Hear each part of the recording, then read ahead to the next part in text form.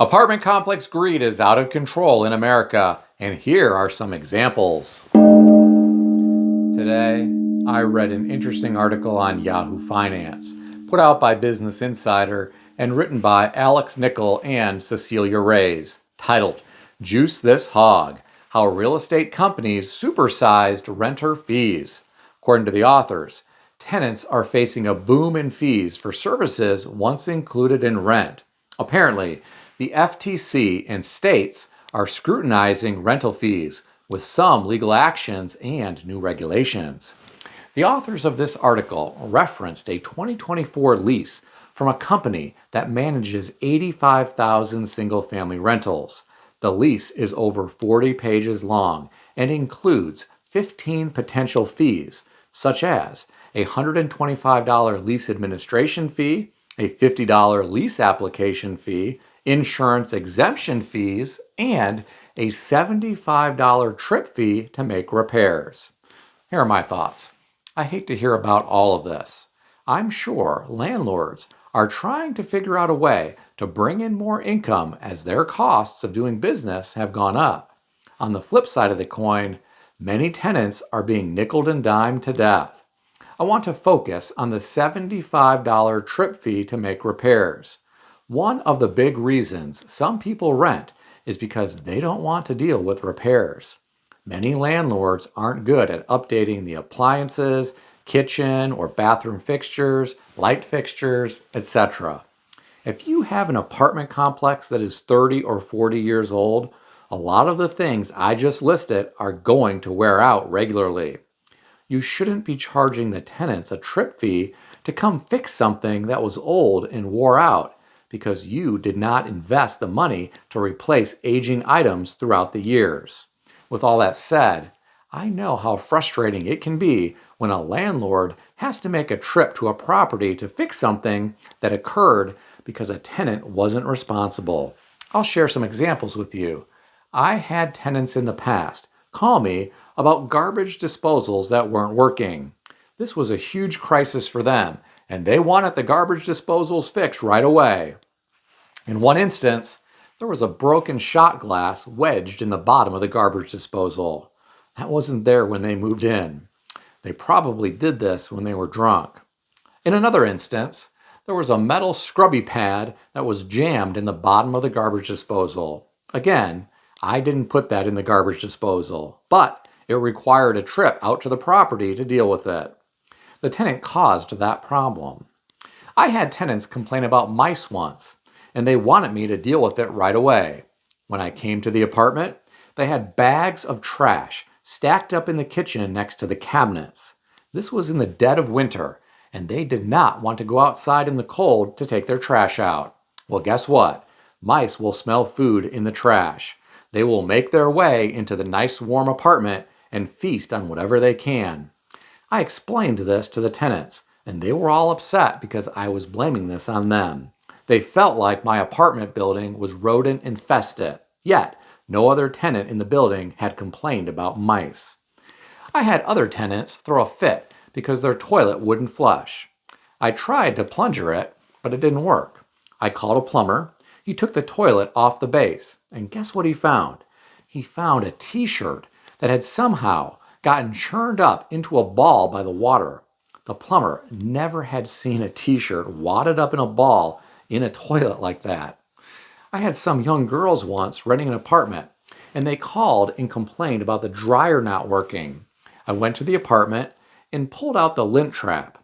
This was one of those lint traps where you pull it off the top of the dryer. It was a long screen with a plastic handle on the end. The lint trap was so packed with lint that it looked like shag carpet from the Brady Bunch's house. The girls said they never knew you had to empty a lint trap. That was the first time they had ever seen one of those.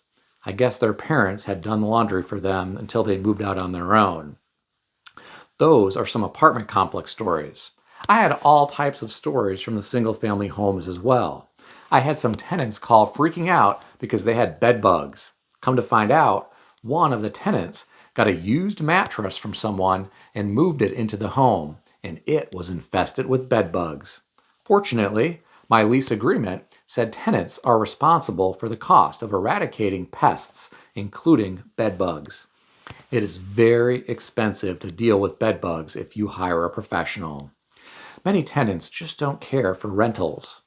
I can understand why landlords want to have a trip charge for repairs. I think this should just be applicable if the damage was caused by the tenants. If something just wore out because it was old, I don't think tenants should be paying for anything. But that's just me. And what do I know? I'm just some guy on YouTube with a gong. Now, there were a lot of comments beneath this article. I'll share some of them with you. The first commenter said, "The even bigger scam is rental companies that do everything in their power to refuse to give a deposit back to the renter upon move out. I have heard of several instances of this, and some apartment complexes are getting a reputation for it. This is in the ritzy, high-priced Dallas North suburbs. There is almost no way to combat this without a lengthy, expensive solution via the courts." Well, I'm going to chime in about this. I know a landlord who would never give a security deposit back. It didn't matter if you left the rental in perfect condition. He said he was playing the odds, that people wouldn't take him to court. He was only threatened with legal action one time in a decade and a half. His attorney was able to negotiate with the other attorney. He gave the former tenants a partial deposit back, and they went away. He told me to think about all of the money that he made in that 15-year period of time keeping all those security deposits. That's why he lived in a huge house with several acres and an in-ground pool. He was living large thanks to the money provided by the tenants.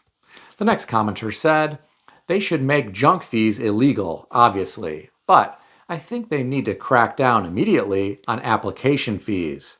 That is the most insane ripoff when it comes to renting." Another commenter said, "Private equity is destroying everything along with hedge funds that are buying up all the houses as well. It's back to the company store for most of us. There is no way tenants should be paying for water or pest control. They just turned being a landlord into being a slave master." The last comment that I'll share with you came from someone who said, "My apartment has an online pay option, and for the low price of $11, I can pay my rent conveniently, or I can get a money order every month for $1. Well, my friends, these commenters always have interesting things to say. I think you can sense the sarcasm in that last comment. I'm curious, what do you think about all this? Share your thoughts in the comment section below. If you enjoyed this video, consider subscribing to the channel. I want to extend a special thanks to everyone who has subscribed to this channel. I want to also thank all of my channel members. If you would like to become a channel member, there is a link in the description beneath this video. You can read more about the different membership levels. Please also check out some of the great books I suggest you consider reading in the description below. I've included Amazon affiliate links to these books. As an Amazon associate, I earn from qualifying purchases. Stay healthy and wealthy. I'll see everyone in the next video.